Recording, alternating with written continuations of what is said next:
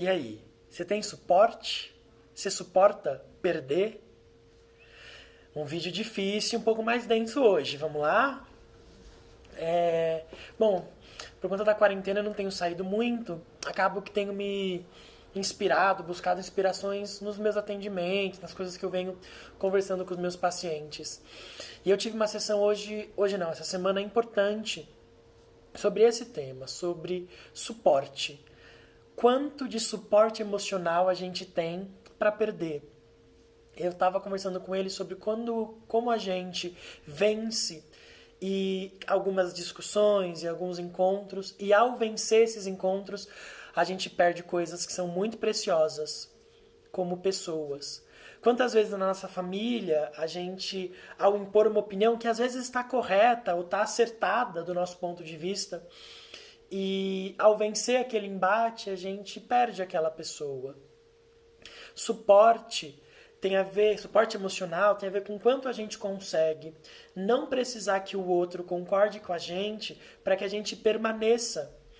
Eu estava falando com ele sobre política e nós temos, eu e ele, visões completamente diferentes políticas. E eu falei para ele, algumas vezes eu sinto que eu poderia ter vencido um argumento com você aqui, mas eu escolhi não fazer, porque eu escolhi permanecer com você perto de mim. E não se trata de não dizer o que a gente pensa, de não ser verdadeiro, porque quem está me acompanhando aqui há algum tempo já sabe que eu sou autêntico, eu digo o que eu penso mesmo. Mas às vezes eu descubro que o outro não consegue ouvir, que o outro não tem suporte para perder.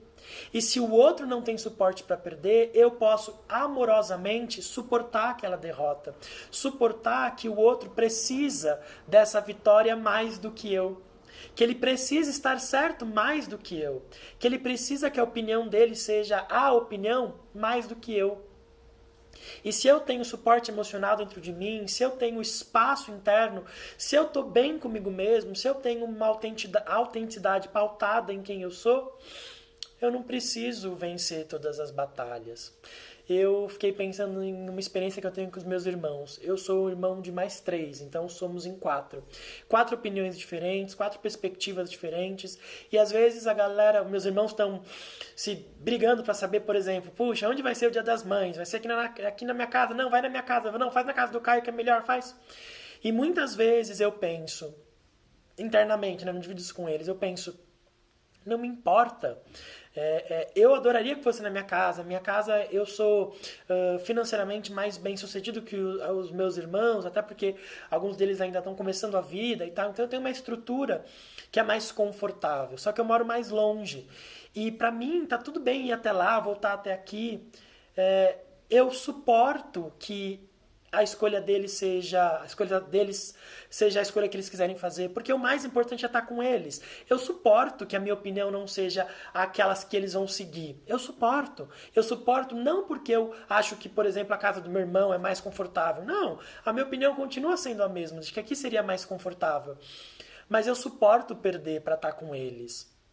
Eu dei o exemplo já do meu paciente, e quantas vezes eu tô com algum amigo, por exemplo, que vai escolher fazer uma coisa que eu sei que não vai ser boa, e eu posso até dizer, mas eu não vou romper com ele porque ele não quer seguir o que eu quero que ele faça. E quantas vezes alguém dá uma opinião sobre mim? Esses dias eu conversando com uma amiga minha, e ela é uma pastora, já falei dela aqui, e ela falou pra mim sobre eu precisar conhecer Jesus, ou me converter a Jesus, algo assim.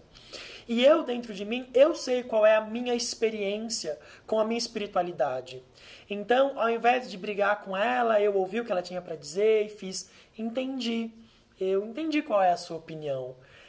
Eu não fazia sentido dizer para ela, brigar com ela por um tema que dentro de mim está claro. Eu sei qual é a espiritualidade que eu quero ter. Eu estou dizendo isso para vocês porque em momento nenhum eu estou dizendo de a gente se submeter ao desejo, à opinião do outro. Não. Mas reconhecer quando é o momento de recuar. Quando perder é ganhar. Quando perder uma discussão é ganhar, estar perto de quem a gente ama. Eu quero te convidar a sondar dentro de você se você tem ganhado vitórias que no final são só perdas. Se você tem ganhado a possibilidade de vencer a discussão, de sair por cima e tem acabado sozinho. Ou até onde você prova que o seu ponto é o melhor, mas agora você tem um grande ponto e não aprendeu nada com o outro. Porque ao perder, a gente tem a chance também de escutar. É uma tarefa, um desafio. É difícil, perder é difícil, se submeter é difícil, calar é difícil. Mas às vezes o perdedor é quem mais sai ganhando. No meu atendimento com o meu paciente, ele disse assim para mim: puxa, se eu tivesse perdido para minha família, talvez eles estariam mais perto.